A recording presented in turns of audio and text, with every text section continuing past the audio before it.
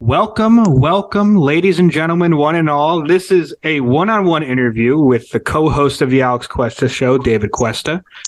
This is going to be a very special one, mainly because this is someone I actually know, Jeffery Yu. Now, is it Jeffery the Fly Yu, Jeff Yu the Fly Jeffery Yu? How do you prefer it to go with your nickname? That is a great question. It's Jeffery the Fly Yu. People just call me the Fly. People call me the Fly Jeffery. It works either way. But usually I go Jeffery the Fly you. Okay. Yeah. I mean, as long as they're saying your name, you're cool with it. As long as they know who you are. Mm-hmm. Call me anything you want to call me. As long as you call me, we're good. Exactly. So you have a fight coming up. In fact, this is not on video, but right now you are actually already basically prepared. The weight cut's already there. I could see how slim you are. Heavy. It's ridiculous. Heavy, yep. But we're going to talk a little bit about your background and a couple other things. We're going to throw in some silly questions in there just to get your mind racing. I have not given them any questions before this, so this should be a fun time. We'll see if we can kind of stump him on any answer he wants to give there. But first, we'll start off, normal question. What's your background in boxing? Why did you want to get into it? Why not something else? Why not like chess? Why not anything else that you could do in life? Why boxing? Man, why boxing? Because there's nothing better than it, honestly. Once you get bitten by that bug, you know what? Here, I'll start with this. I was never into boxing. I actually watched a couple wrestling matches as a kid and was turned away because I was like, oh, man, people getting hurt. I don't like this. Now, I got to ask, wrestling as in like actual wrestling or like WWE wrestling? WWE. But it scared me away. I mean, I saw somebody getting hit by a chair and I was freaked out. I was like anti-violence. And then one day I saw my dad watching a Manny Pacquiao. It was probably like a HBO Greatest Hits or something. Yeah. I looked over his shoulder and I saw that. And for some reason, I was interested in that for a second. After that, I looked up Manny Pacquiao, and then I went down the rabbit hole of like old boxing on YouTube, old Frazier, old classics, just like the Howard Cosell, just the real juicy stuff, Yeah. And that, man, I fell in love because once I saw Joe Frazier, it was like seeing someone who spent so much energy, put so much dedication, like mastered and like perfected their body. So at that point I was like, all right, well, listen, if this guy can do it, I don't know, this is a dumb, maybe a dumb like little kid thought, but I was like, if this guy can do it, why can't I do it? So then I was like, all right, let me follow in his footsteps. Let me just keep working. And then just through that, literally through watching all the classic fights, all the old greats, I got sucked into it, man. And then from there, the bug bites you and then you're in it. Hey, that's awesome. Now, I do got to ask, you said, you watched the WWE, you saw a chair shot, you got a little anti-violence there. It's a little scary. You don't want to be hit with a chair. I remember the first wrestler I was watching was Booker T. I saw Booker T. Yes. Five-time WCW champion. Yep. Great guy to watch first. But anyway, you said you became a little anti-violence. Now, the boxing aspect, I don't know how much of the violence aspect you like of it, but you also said the dedication and the mindset that goes into basically mastering your body and mastering your craft. Is there something about the fluidity of boxing, the chess match of the minds that really happens inside the ring that really drives you even more? Oh, yeah. Yeah, well, that's why I like Joe Frazier so much, because it's that determination. It's the cojones, it's the heart. Like, especially with his fights against exactly. It was his fights against Ali, especially him being the smaller guy. And I was usually a smaller guy growing up, so just the fact that a smaller guy was doing it, that he never stopped coming, he was going to eat you up and just run you over, that type of thing. That got me into it. That got me hyped up. Now that's awesome. Yeah, I feel like really made you more into a man than wrestling did. It got into you that way. Now, I do have to ask. So. I want to ask this because I find it very interesting. I believe your second pro fight, right, this Saturday? Yes, officially second pro Officially, fight. yes. Officially, second pro. I want to make sure I got that correct. I was pretty sure I was right. So, Yes, sir. your second pro fight coming in, you already had one. I'm not going to act like you're exactly the natural landscape here, like you know everything going into it. But when it comes to match time, what is going on in your mind, whether just walking into the ring and in mid-match? Like, what are you thinking of? Is it mainly just how am I going to attack this guy, or what is he throwing at me? Is there feeling rounds? Like, what goes through your mind? That's a great question. I think from essentially getting to the arena, getting prepared in the back, and getting ready to go out, that whole time in my mind is just there's no way I can lose. It's almost like supreme confidence. And it's almost like that because of the dedication of the people who bought tickets, of the people who supported me. In my mind, it's like, listen, they're supporting me. What I do in that ring not only is my reputation, but it's for the group. It's for all my teammates. It's for my gym. It's bigger than me. So because of that, it's just 100% confidence, and total, energy to get the job done. Yeah. No, I can completely understand that. And now I do have to ask, I've heard some people say this about when they fight or when they're doing almost anything.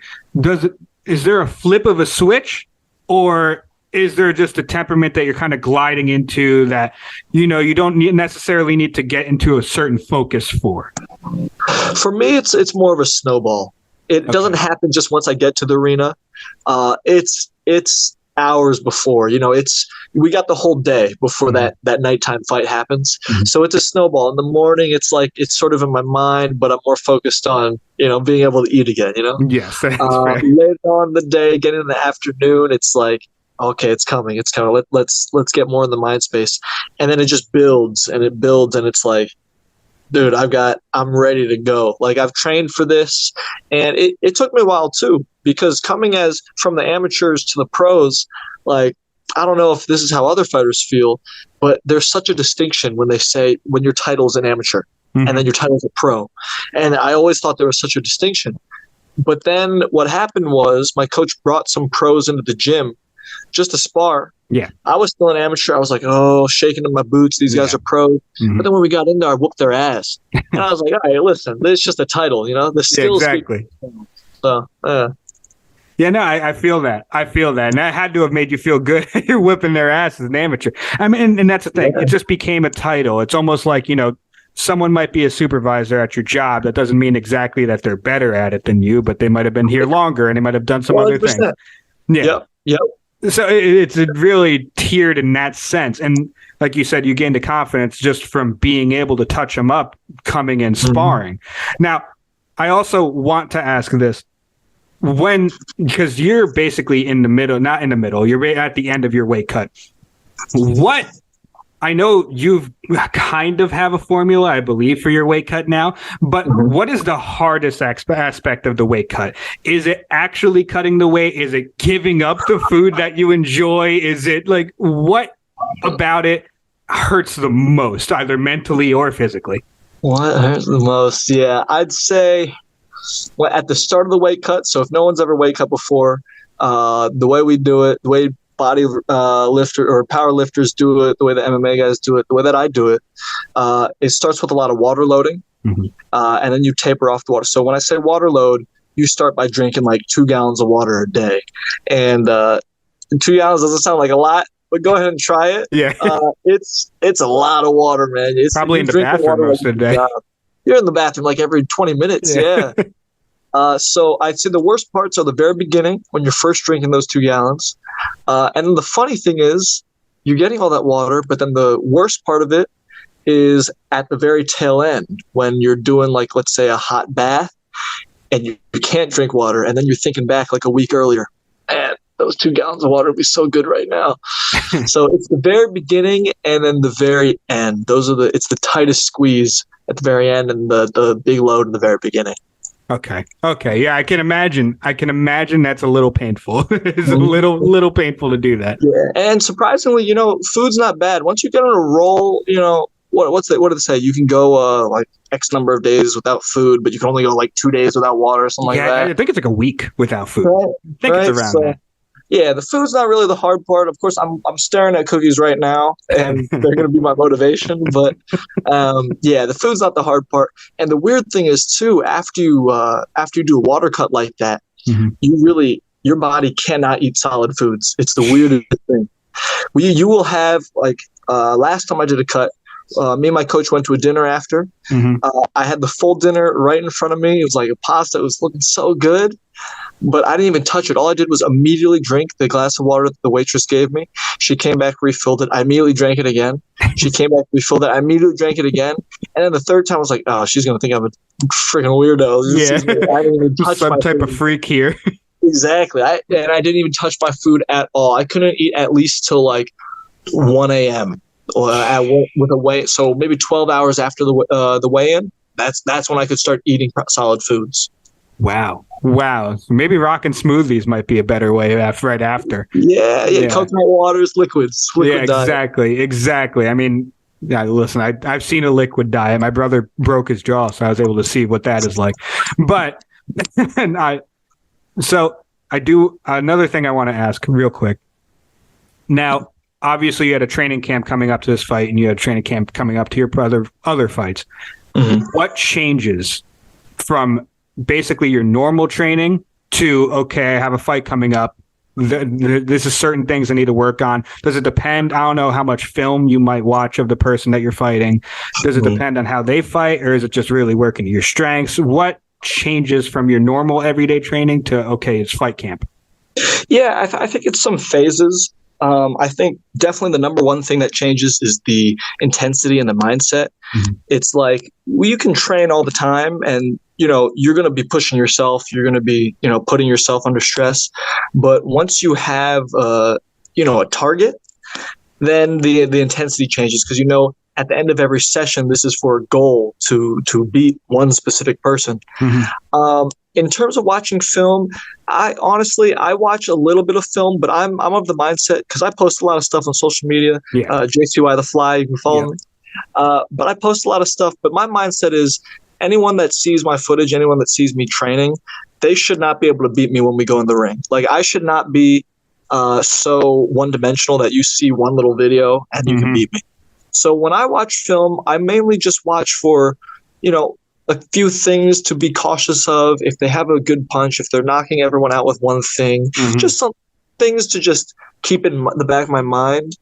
But when I train, I train to make me the best version of me, not to be adapted to someone else. Because I figure if I'm the best version of me, I'll beat anyone.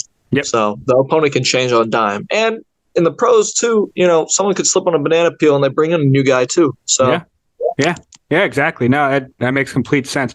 Now, it takes a lot of dedication. It takes a lot of vigor in order to get through, training every day in the first place. Look at America. A lot of people don't train a month. But also when it comes to fight camp, it takes a lot of dedication, a lot of vigor. Now, if you were to qualify, what is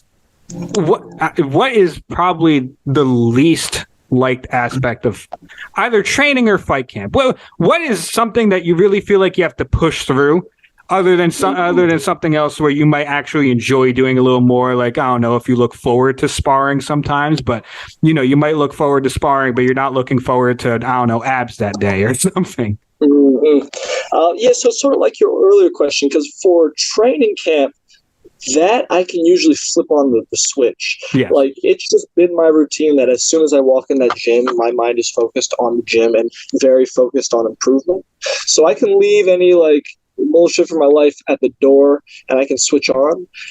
I'd say the most annoying part, the hardest part of training camp, is the dieting. It's not fight week when you're eating nothing. That's one thing. Fasting, not a problem. Dieting and being able to eat, but having to eat certain things, not able to eat whatever you want, that's a pain in the ass, man. That's like, I can't get pizza tonight. I can't do that. Yep, sticking to that. That's the worst part. Wow. Yeah, no, I can only imagine. I'm just trying to diet, and it gets a little difficult. Now I'm trying to do any fight camp.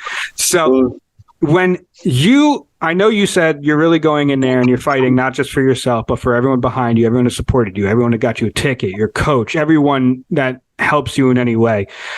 Do you look at your opponent any differently when you're getting in there? Like, are you looking at them like as a person, or are you looking at them as like, this is just something I have to get through? There's an obstacle I have to get through and I have to push through them. I mean, for everyone that's helped me, but I have to go and hurt this person. Like, dude, I'm so glad you said that. If I look at this person, a long time ago, and this was in an amateur fight, but I found the best way for me, I dehumanize them as much as possible. I'm going in there to murder just a faceless being in front of me. We can be friends after, we can talk before, after, and maybe it would change if I got someone who, talked a lot of shit or was a little more animated. Mm-hmm. But when I get in the ring, it's almost like I don't even focus on them. They could be Slenderman, like faceless, but I'm just going in there to beat someone. Yeah. I mean, Slenderman might be a deep cut now. That's from a while ago. People might not know what Slenderman is. But so one thing you said, you really fell in love with boxing. You started off with Pacquiao, then you went down a rabbit hole, just watching fights. You said Joe Frazier. Now, steering off from specific boxing fights, did any entertainment combat-wise, like Rocky, I mean, we have Creed 3 coming out. Did any of that impact you at all? That maybe you saw that and it's like it added to the lore of boxing. It added to some of the drama that could be surrounding it. Yeah, it could be, but I think I got more inspiration from the people in real life doing it. I mean, like McGregor, like bringing the show, like Ali. I think I got more entertainment from that because while I did like Rocky, and I'm a big fan of Rocky and those shows and those movies and whatnot. Honestly, once I delved fully in and once I became a pro, I almost fell out. Like I can't watch like boxing movies anymore. Like I can't suspend my disbelief anymore. So I'd say I got more inspiration from real life people doing it, and sometimes not even combat sports, especially looking across the entertainment industry, just seeing what people do, seeing how people get eyes, get attention and whatnot. That started being noticed a lot more by me. That's fair. Now, I know you have a big social media presence. You're always trying to work on it, and you have shirts, even more shirts coming out. I believe you can pick them up at the fight, right? So and I know you're really trying to grow in that aspect. Do you typically find yourself to be of maybe more of a flair? You want more of a flair in your nature of like big social media presence? You want to maybe not show off, but you want to show what you could do? Or are you more nose to the grindstone?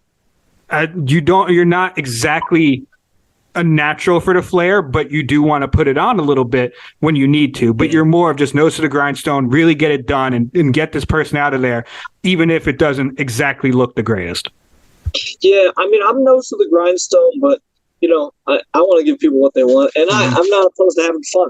Yeah. So if I can put on a show, I think about what fighters or what things that I enjoyed when I've been watching them, and there's a time and place for just serious, nose to the grindstone, hard work only, just super dedicated people. And there's another market just for some energy. And especially in a field like boxing, it's like there's a lot of tough guys. Yep. But nowadays there's not a lot of guys that are just having a good time or smiling or giving off that energy. So that's what I'm trying to fill, and that's what I feel like I can, especially now when I'm training, now that I know my skills and that I'm improving. It's like, why not enjoy it a little bit, Yeah. Now, you are boxing at, I believe, a different venue from the last time, right? Same venue. Okay. It'll be the Maryland Live Casino. Yes, there you go. Say it once more, just in case. It's the Maryland Live Casino in Hanover, Maryland. There you go, Maryland Live Casino. If you are available to go see that on Saturday, go watch some fights. Great time. Yes, sir. Yep. Some tickets are available. You can reach out to me, JCY the Fly. Yes, sir. Exactly.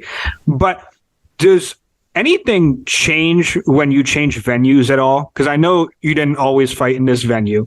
I've seen you fight in other venues. does it change anything at all? Like, do you feel the crowd a little differently? Does the ring feel different? Does just the people that are helping you get ready in the back to your walk up? Does any of that change how things go a little bit? Do you have to kind of get used to it? Oh, definitely. Yeah. It does change, but that's part of the mentality is being able to absorb it. But also when it comes to fight time, ultimately, you've got a job to do, and it's just you two in the ring. So in that aspect, it doesn't change too much, and you can still lock into what's going on right there. But everything surrounding it, like the bigger venues or the crowds or the different layout and whatnot, I'd say before and after the fight, that's something that you got to prepare for. Yes. When you're in the fight, you can lock in. I mean, ultimately, you're in a ring. It's almost like you're locked in a room with someone else. So even if it's the biggest venue, it's the Roman Coliseum. Ultimately, you're just going to the back room. Still a back room. So funny enough, you said still a back room. You can kind of block things out.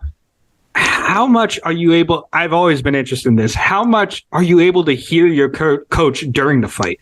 How could you pick out their voice? And when you I'm assuming not all the time, but could you pick out their voice sometimes? So maybe there is some difficulty, or maybe you're looking for something and they're shouting it out, or they're trying to tell you. Can you hear them? Yeah. No, luckily, my coach has a very distinct Chilean accent, so I can definitely hear him. And something that we went over ever since the very first amateur fight we had, number one thing that we do is as soon as we get into the ring, me, the fighter, I go around the ring, and at every point of the ring, my coach is asking, "Can you hear me?" Okay. And I'm making sure that I can hear him at every point of that. So right from the very beginning, that's one of the most crucial elements is being able to hear your coach and hear those directions. But something that I didn't realize that was happening, and I guess later on when I got more skill, I was able to do. I feel like I'm super aware of everything that's going on. So if I could hear my coach, that's one thing. But then sometimes I hear just chatter in the crowd of like people say like, "Oh, I hit him," or like, "Oh, that was a good shot." I can almost hear little bits and pieces. So when someone else calls out a piece of information or whatnot, I almost want to do it just to respond directly to them. I just feel like I'm super aware once I'm in there. Wow. Yeah, that is definitely interesting. Because I remember, I've played in sports before, and you do block a lot of things out, but there are some voices that get through to you that you're either used to, or you just you for some reason they just pierce through all the other noise, so you end up hearing what they're going to say. Yeah, exactly. And my goal, especially as I go into the pro ranks, if you've ever seen Mayweather did it, and I think Roy Jones did it, but there was a couple fights where they were having a great time. They were controlling the action, and I think the announcers were talking about like football bets or Super Bowl bets or something, and they responded to them while they were in That's the ring. amazing. That's how I feel. Like when I hear stuff on the outside, I want to be able to like do that, control them, respond, go back to the fight, keep whooping ass. That would be incredible. Now in fights, do you prefer to control? Do you prefer to just not get hit, be able to run around them, get your shots in? Or do you really want to take them out? Like I said, and this could be depending on whether you want to just feel out round one, whatever. But what do you prefer? Do you prefer more of a controlling fight where they're not really able to hit you? Or do you want to take them out, whenever you can? I want to control and outclass them. Okay. The ultimate goal is to hurt them, knock them out. That's always what I'm going for. But en route to that, I find the easiest way to do that is just outclassing them. If I can make them feel like idiots, then they get desperate. They bite on everything I do, and then the knockout's right there. Even easier. Yep. Yeah. I can't wait. I can't wait for Saturday to watch that. Now, I do want to jump to a little bit of silliness here. I want to give you some questions that maybe not even chew on, but you're going to be probably going to wonder why I'm asking them. Let's do it. Now, so your nickname's The Fly. First off, give the reason why. Why is your nickname The Fly?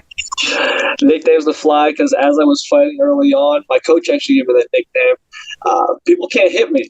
people can hit me. I got very slick, and it's almost like you go to like a barbecue or something, Mm-hmm. and you got flies flying around. Maybe you're eating a watermelon, you got a fly that wants a bite. Mm-hmm. You're trying to get them out for you. You're like, God damn, this is annoying. And that's exactly how I was to fight. People couldn't hit me. They were annoyed, and I was like, all right, good. There you go. Yeah, reinforced it. Great nickname. Makes complete sense. Now, and many people don't have the nickname The Fly. I haven't really heard it very much. Now, question is, let's say you're going up against a natural predator. Like you're going up against a frog, you're going up against a spider. How does a fly win that type of fight? Ooh, that's a good question. Well, I want to get ahead of that actually, and I want to get a signature punch or a signature move, and then call it the fly swatter, so no one can use that against me. Okay. So it's part of that. It's part of. I just need to find something real slick, and then take that as mine. Take the power away from it. So the fly swatter is going to happen. Okay, and the fly is holding the fly. I don't know how big that fly swatter would be if the fly is holding it, but either way, as long as it works, it works. Now, I do want to ask you another ridiculous question, but I'm assuming you're a fan of this. What is your Hogwarts house and why? Oh, man. My Hogwarts house. I'll go... Oh, I'm between two right now. I was going to say Ravenclaw, but then I also want to say Hufflepuff. I think I'm more... I think I'm more Gryffindor. I think I'm more, really? tried and true. Yeah, I think I'm more tried and true Gryffindor. That bravery, that honor. Wow, you named two and then jump to a third. Yeah, that's true. That's true. It's either that or Hufflepuff. Okay. I feel like Hufflepuff's goofy. So very, very interesting. Now, you have dipped into anime a little bit with your boxing, with some of your shorts and some of the things that you put on your Instagram. Mm-hmm. How much anime do you consume at all? Is there a favorite one that you have? And has that inspired you in any sort of way? Unfortunately, I haven't watched too much anime more recently or any of the new stuff. I know anime blew up a lot more. Yes, but to a huge extent. Oh yeah, but the classics. I mean, Death Note. What's it? I watched a lot of Zatch Bell too. I was a big Zatch Bell fan for a while. Okay. And I was much more into reading the manga actually. So while everyone was watching the anime, I was just reading the books and flipping through because I used to like comics and reading the manga and be in those sections. So I was always in there. Mm-hmm. The weirder the better. If I can find something really goofy, really out there, I love it. That's great. That's awesome. That's awesome. Final question: cats or dogs? Cats. Why? Cats because they're always so chill, and I feel like they're very independent. I feel like they are. I feel like I'm an independent person, and cats are independent. But when we need each other, we'll chill. We'll chill together. Dogs, I don't know. They require too much. It's cool. Like it's cool to see how smart they are and how much they'll react and bond with you. Mm-hmm. But damn, they require a lot of work. Like cats, they'll just, sometimes they're just like, whatever. You're my roommate. But yeah, that's why I like cats. They're by themselves, and then when they need you, they need you. Yeah, that's very fair. All right, well, it's been great having you on, Jeff. I always enjoy talking to you, especially, right before a fight. I hope I didn't take up too much of your time. Anything that you want to drop, socials, the fight again, you could say whatever you want. Go ahead. So say whatever you need to. Right on, my man. Well, hey, first off, I want to thank you for having me on. This was super fun. This was great. Damn, I'll come back on after the fight, too, after I get this win. Of course. I'd love to have you on. Right on, man. But to everyone out there listening, again, thank you for watching the show. Thank you for tuning in. And thank you for any interest in the JCY, The Fly. Again, I'm about to be 2-0. Right now, the next fight is February 18th at the Maryland Live Casino. It's bombs away. It's knockout night. We're going to have a great night. But you can follow me at JCY The Fly on all platforms. I'm mainly on Instagram. And just keep it locked in. This is the start of a long career. There's the start of a movement, a brand. Yes, sir. And you definitely want to jump on now. Blue chip prospect, get ready. It's knockout night. Let's do it. Let's go. Let's do it. Thank you all for listening. This is a first of maybe other things. I don't know. Maybe I'll have other interviews. I don't know whenever I'll do things by myself. But yet again, thank you for listening. I hope you enjoyed it. And if you do end up going to the fight, I hope you enjoyed it as much as I will.